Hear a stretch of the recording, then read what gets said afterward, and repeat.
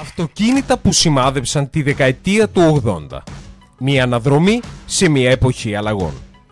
Η δεκαετία του 1980 χαρακτηρίστηκε από σημαντικές αλλαγές σε παγκόσμιο επίπεδο, τόσο σε κοινωνικό όσο και σε οικονομικό αλλά και πολιτικό πλαίσιο. Ήταν η εποχή που ο ψυχρός πόλεμος άρχισε να φθήνει, η τεχνολογική εξέλιξη επιταχύνθηκε και οι πολιτιστικές αναζητήσεις διαφοροποίησαν τη μορφή και την ουσία πολλών βιομηχανιών, μεταξύ αυτών και της αυτοκινητοβιομηχανίας. Η παραγωγή αυτοκινήτων κατά τη διάρκεια της δεκαετίας του 80 στεγάστηκε σε ένα περιβάλλον που ενσωμάτωνε την καινοτομία με τις αισθητικές αξίες της εποχής. Η κοινωνική και οικονομική σκηνή των 80's. Μετά τις κρίσεις πετρελαίου της δεκαετίας του 70, οι καταναλωτές άρχισαν να απαιτούν καλύτερη οικονομία καυσίμου και αποδοτικότερα οχήματα. Οι αυτοκινητοβιομηχανίες αναγκάστηκαν να προσαρμοστούν στις νέες πολιτικές σχετικά με την εκπομπή ρήπων και την εξοικονόμηση ενέργειας. Ο ρόλος της τεχνολογίας έγινε καθοριστικός και οι μικροελεγκτές εισήχθησαν σε πολλά συστήματα αυτοκινήτων. Αυτοί οι μικροσκοπικοί υπολογιστές επέτρεψαν την καλύτερη διαχείριση του κινητήρα και άλλων λειτουργιών, βελτιώνοντας την απόδοση και την ασφάλεια με τεχνολογίες όπως τα συστήματα αντιμπλοκαρίσματος φρένων, τα λεγόμενα ABS. Ferrari Testarossa, το πολυτελές σύμβολο. Το 1984 θα μείνει στη μνήμη όλων για την παρουσίαση της Ferrari Testarossa, ενός αυτοκινήτου σταθμού στην πολυτελή κατηγορία. Ο επιθετικός σχεδιασμός της με τις εμβληματικές side strakes και ο ισχυρός V12 κινητήρας των 4,9 λίτρων αποτύπωσαν την εικόνα της πολυτέλειας αλλά και της υψηλής τεχνολογίας. Η Testarossa έγινε το σύμβολο της επιτυχίας και της φιλοδοξίας σε μια Ευρώπη που άλλαζε, απηχώντας τις προκλήσεις και τις ευκαιρίες της τελευταίας περίοδου του ψυχρού πολέμου. Lamborghini Countach. Στη δεκαετία του 80, το όνομα Lamborghini Countach έγινε συνώνυμο της επιδεικτικής πολυτέλειας αλλά και της μηχανικής αριστείας. Με τον εκκεντρικό σχεδιασμό του και τις πόρτες τύπου Scissor έφερε το ακραίο στη μαζική παραγωγή. Η Countach αποτελούσε δείκτη το πως η ανθρώπινη φιλοδοξία μετατρέπεται σε μεγαλεπίβολα έργα σε μια οικονομία που ήταν διατεθειμένη να διευρύνει όρια και αντιλήψεις. BMW Mi3 E30. Ο συνδυασμός τεχνολογίας και μηχανικής ακρίβειας. Το 1986 η BMW Mi3 E30 εγγενίασε μια νέα εποχή στον τομέα των σπόρο αυτοκινήτων. Συνδυάζοντας τεχνολογία εκμής και ακρίβεια, η πρώτη γενιά της Mi3 είχε μια μοναδική ικανότητα να προσδίδει στον οδηγό την απόλυτη εμπειρία οδήγησης. Ο τετρακύλινδρος κινητήρας S14 των 2,3 λίτρων εξασφάλιζε όχι μόνο ισχύ, αλλά και όλη την ευφυΐα της γερμανικής μηχανικής κουλτούρας που στοχεύει στην τελειότητα.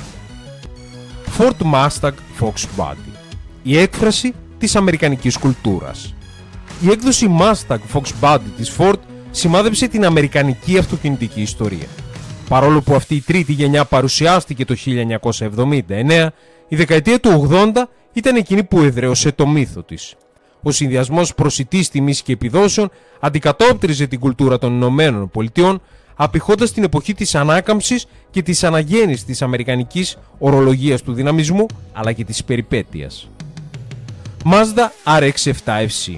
Η απόδειξη της ιαπωνικής καινοτομίας.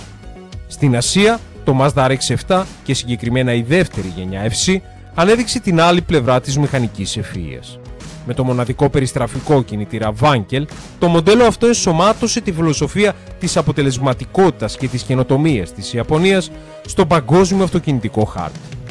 Το μοναδικό του σχέδιο και η επιδεξιότητα στην οδήγηση αναδείκνυαν την προσπάθεια των Ιαπώνων κατασκευαστών να ανταποκριθούν στις προκλήσεις του συνεχώς εξελισσόμενου αγοραστικού τοπίου.